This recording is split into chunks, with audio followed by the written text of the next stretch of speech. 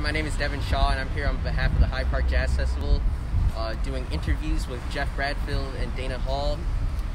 These interviews will be posted as a part of our Jazz Postcards series on our Instagram, Facebook, and YouTube. I'd like to ask you first, how has music shaped your life? I know that at one point you were actually a NASA physicist, and now you're the head of the DePaul Jazz Studies program. Mm-hmm. So how did music change your look on life? Well, that's a deep question. I would say probably music, the way it changed my outlook on life, it gave me a place to think about optimism, a place for self-expression. Music has afforded me an opportunity to collaborate with other people and share my deepest feelings and perspectives about the world, my emotions, and to do it with like-minded individuals in a shared sound space. But I would say definitely the idea of optimism, of hope, of freedom, perseverance. It's really illuminated those qualities, and it's really enriched my life. I can't imagine a life without music. Amazing. I'd ask you the same question. You're going to make me answer after Dana's answer? Can you follow that? Oh, first of all, I would just reiterate everything that he said, really. That's all true for me. And also it's a chance to speak a language with like-minded people that you can't really speak any other way. Especially with these last 5 months of not playing. Yeah, I can practice at home and I listen to music and we do the streaming stuff, but there is nothing to compare to just being right next to somebody you played with for 20 years playing music together. And we have our own, inside jokes and references, and if that was suddenly gone from my life, it would be like not being able to talk or taste or smell. So this being a big part of you, would you say that or the camaraderie of playing with other people is what drives you guys to keep playing? It's the same thing. Yeah, that's no difference. All right. Yeah, to me too. The hang is just an extension of playing. Yeah. And playing is an extension of the hang. So if we were on the tour or something, we had a conversation over lunch and maybe talked something in the rehearsal and made a joke walking through the gig at the club, and then on the stage that conversation just continues in a different medium. Yeah. Beautiful. Indeed. And afterwards too. Yeah. That's again why this has been so hard for so many of us. It's not just playing music or being involved in music in some way. It's that the way it ties into your community. Right. Absolutely. Thank you. So given the current social climate, COVID, the current Black Lives Matter movement, how will you guys be using your music to address these issues? All right, I'll go first on that one. Well, I think as far as the COVID issue goes, that's a tricky one that for me involves more practicality than anything else, and how to get people together and how to play. We all had tours canceled. Dana and I have a new record coming out with this great clarinetist in the Bay Area, Ben Goldberg, on Delmark Records at the end of September. And we had a tour planned, and we're playing the festival, and all that's not happening. So how to make some music together and how to promote that record and how to keep that spirit of that group going, most importantly, that's the COVID practicality. The answer to those two things, I feel, is really different. COVID's over when we get a vaccine. The Black Lives Matter part isn't over. There's no vaccine for racism, right? And people like saying education and so on is the vaccine for racism. We've been trying that for a long time. Apparently need quite a lot more of it. So for me, that's ongoing, and I don't want this to be long-winded. I want to let Dana speak, but say it all. Keep going. But for me, that means in my ensembles, it matters to me that when possible, they are racially mixed. When it is viable. My first call is Dana. Sometimes my second call is not an African American drummer, but I want to play in a racially integrated band. So that's one thing. Who you're hiring, who you're choosing to play with, choosing to spend your time with. I do my best to recruit African American students. I've had a few very successful ones recently. You guys might know Leonard Simpson, who's making some great waves and is back in town now. And I look to maintain those relationships. Now that's no different than what I do with my students who are white, who are female, whatever you make. But I make a sincere effort to make sure that I'm making the same effort in those different departments. So for the Black Lives Matter part, I see those as two ways that I impact it. And then a third for me is my music is focused around black music. It's just, it has been for a very long time. My record in 2010, African Flowers, is based on traditional African rhythms.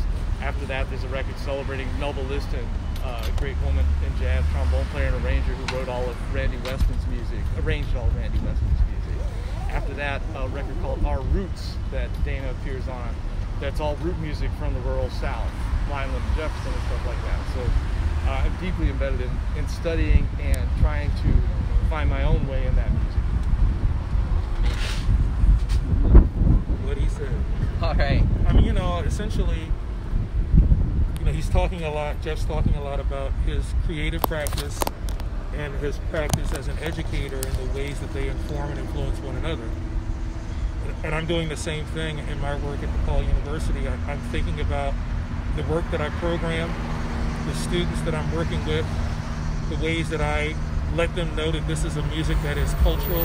It's a cultural music that's embedded in a way that people have lived and persevered, the way that they have shared themselves, shared their community, and been able to do so in a language that is universal, a language that's about love, that's about compassion, that's about openness.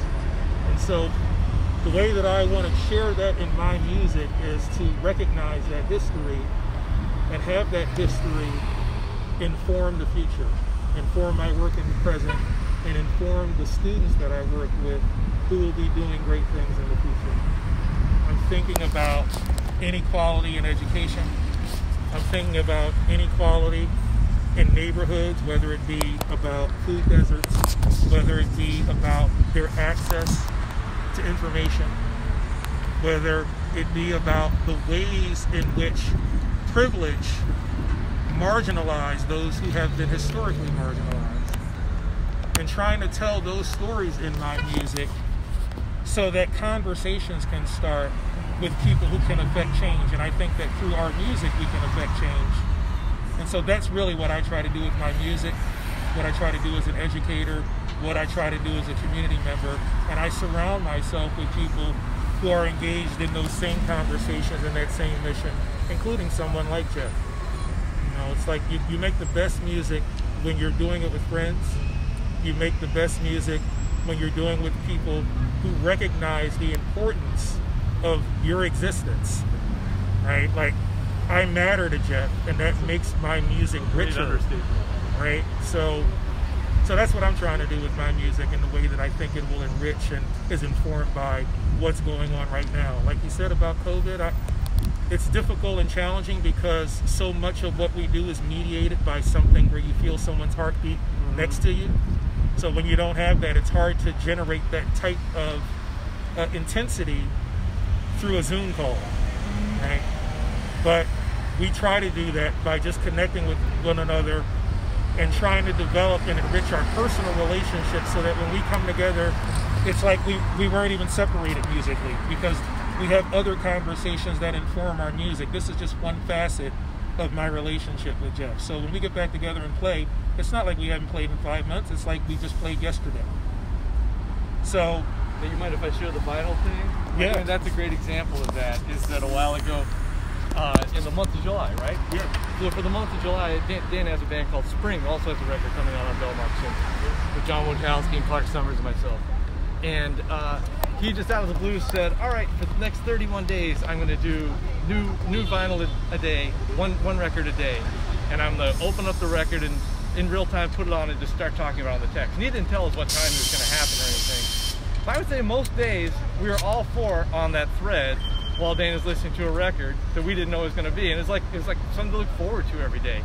It's like, oh, I got to check out, I never checked out Bunny Lee before, you know, super hip, and got into a lot of new stuff from it. And to read the thread of conversations, feel like Dana and Clark talked about the bass and drum hookup on Elvin Jones Live at the Lighthouse. You know, it was a master class every day for me. So, yeah, really fun. So in that way, that band felt like a band, even though we weren't playing all the time. It was kind of like we were on the road listening to records together. Yep. For a whole month. Yeah. So that's what he said. It takes effort. It does. Right? Like to say I'm gonna do this for a whole month.